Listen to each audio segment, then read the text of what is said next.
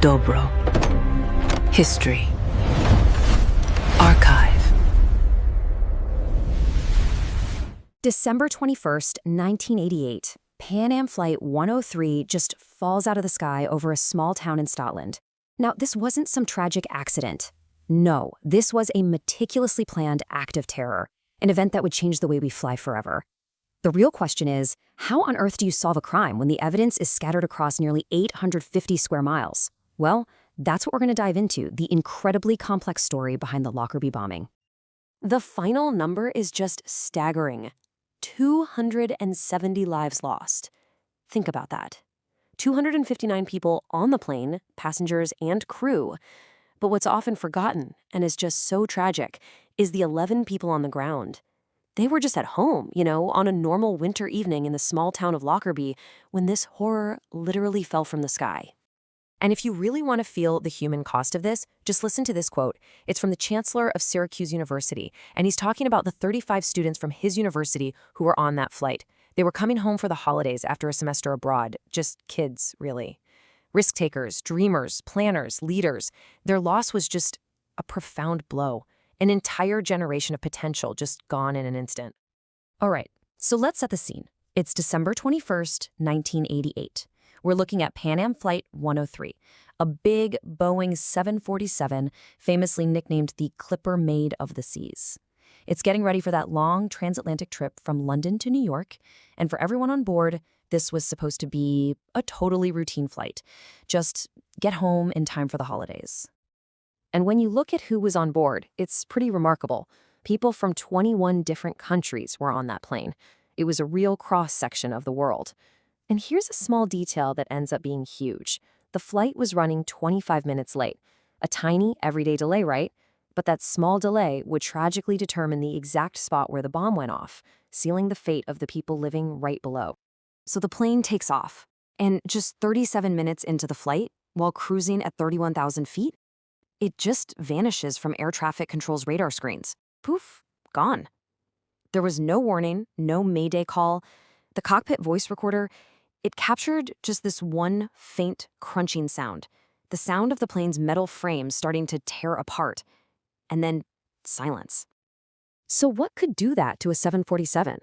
Well, investigators found that the bomb's power was massively amplified by a really deadly phenomenon called a Mach stem shockwave.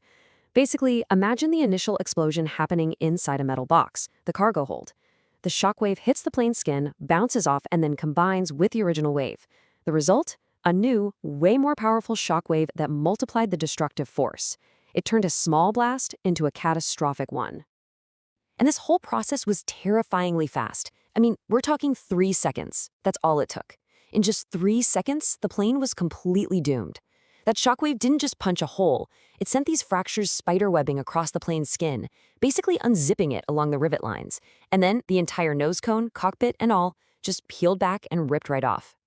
So what's left of the plane, the main body, with the wings and all that jet fuel, 200,000 pounds of it, it just plummets straight down. It crashes into a neighborhood in Lockerbie called Sherwood Crescent. The impact created this enormous crater and a fireball so huge that eyewitnesses later said it looked like a nuclear explosion. It actually registered 1.6 on the Richter scale. Just unbelievable. Okay, so in the aftermath of all that horror, investigators are faced with a task that is just almost impossible to imagine. The search for who did this, for how it happened, it had to start on the ground. And that ground, well, it became the largest crime scene in the history of the United Kingdom. Just let that number sink in for a second. 845 square miles. The debris field from that plane was scattered over an area bigger than many major cities. Wreckage, luggage, personal items, everything was spread all the way from the Scottish hills right out to the North Sea. It's just mind-boggling. So how do you even begin to search an area that massive? Well, you launch a huge operation. More than 5,000 people, we're talking police officers, soldiers, even volunteers, were brought in, and their job was to conduct a slow, meticulous, fingertip search of every single field, every forest, every backyard in that entire area. And every single piece of debris they found, no matter how tiny, was carefully tagged and sent to a giant hangar. And in that hangar, investigators started what has to be the world's grimmest jigsaw puzzle. They literally started rebuilding the 747 on this huge wireframe. And the whole point was to find the epicenter, the one spot where all the damage seemed to radiate from. And they found it. The bomb had been in luggage container AVN 4041. Okay, so now they know where the bomb was. The investigation pivots. It goes from this massive, wide-scale search to something microscopic, because the entire case, as it turns out, is going to come down to a single piece of evidence, a piece so small you could have easily missed it. The forensics teams get to work and they start building a picture pretty quickly. Chemical tests on the wreckage? Yep, that's Semtex, a powerful plastic explosive. It was a favorite of state-sponsored terror groups because it's really stable and super hard to detect. They also find these tiny bits of black plastic that they trace back to a specific model of a Toshiba radio cassette player. That was the bomb's hiding place. But the real key, the thing that would crack the case, it was found in the clothing fibers. And that brings us to this, PT/35B. It's an evidence code. It doesn't look like anything, right? But this little fragment is the single most important clue in the entire investigation. This is the smoking gun. PT/35B was about to provide the direct link that investigators had been so desperately searching for. So what is it? What is this tiny thing? Well, it's a piece of a circuit board, smaller than your fingernail. It was found embedded deep inside the collar of a shirt that had been packed in the suitcase with the bomb. Forensic experts took one look and identified it as part of a very specific device, an MSD13 electronic timer. And this wasn't some off-the-shelf timer. This was a sophisticated piece of gear, the kind you couldn't just get anywhere. And this is where all those little pieces start to form a chain of evidence. It's brilliant, really. The timer fragment? That MST13 timer was made by a Swiss company called Mibo, and they had sold a batch of them exclusively to one client, the Libyan government. The shirt that the fragment was found in, they traced it to one single shop in Malta. Even the Toshiba radio was a clue, because it was a different model than the one used by other terror groups who were early suspects. All of a sudden, investigators had a clear trail, and it was leading them straight to Malta and Libya. So the forensic case is incredibly strong, right? But having the evidence is one thing. Getting the suspects into a courtroom is a whole different ballgame. And this part of the story would take a decade of intense international pressure, crippling sanctions, and some really unprecedented legal wrangling. So check out this timeline. In '91, the US and UK charged 2 Libyan intelligence officers. But Libya's leader, Muammar Gaddafi, just says no. He refuses to hand them over. That kicks off years of UN sanctions that basically cut Libya off from the world.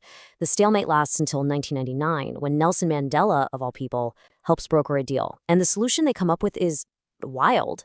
They agree to hold a Scottish trial under Scottish law, but at a neutral location, a former US airbase in the Netherlands. It had never been done before. And after all that, the trial finally happens. The verdict? It's a split decision. One of the men, Abdelbasset El Megrahi, he's the guy they linked to buying the clothes in that shop in Malta, he was found guilty. Guilty on 270 counts of murder. But his co-defendant, Lamen Khalifa Thema, was acquitted. The judges just didn't feel there was enough evidence to tie him directly to the plot. But believe it or not, the story still isn't over. In 2009, something happened that sparked this huge international controversy. The Scottish government released Megrahi from his life sentence on compassionate grounds. He'd been diagnosed with terminal cancer. Well, this decision caused an absolute uproar, especially in the US, and it devastated many of the victims' families. Megrahi flew back to Libya, got a hero's welcome, and ended up living for almost 3 more years. So with Megrahi convicted but then released and eventually dead, you'd think the case would be closed. But it wasn't, not even close. His conviction left so many questions unanswered, and for more than a decade, doubts and alternative theories just swirled around this case. It really felt like we might never get the whole story. On one hand, you have the official case against Libya, which really hinges on that tiny timer fragment, PT/35B, and the witness who identified Megrahi in Malta. But on the other hand, there's always been this very persistent alternative theory. This one points the finger at Iran, arguing the motive was revenge for the US Navy accidentally shooting down an Iranian passenger plane just 5 months before Lockerbie. In this version of events, Iran didn't carry out the attack themselves, but hired a Palestinian terror group to do it for them. And then, just when you thought the story couldn't get any more complicated, a stunning development. Decades after the bombing, a third suspect emerges. His name is Abu Aguila Massoud, and he was a top explosives expert for Libyan intelligence.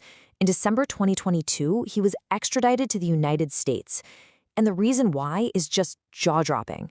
After the fall of the Gaddafi regime in Libya, Massoud allegedly confessed to the new Libyan authorities that he was the one who built the bomb. And so, here we are. The pursuit of justice for the 270 victims of Pan Am 103 is still going. Massoud's trial is scheduled, and he'll be the very first person to ever face justice on American soil for this attack. Which leaves us with one final massive question. After more than 3 decades, after all the pain and all the lingering doubts, can this one last trial finally, truly close the book on the bombing of Pan Am Flight 103?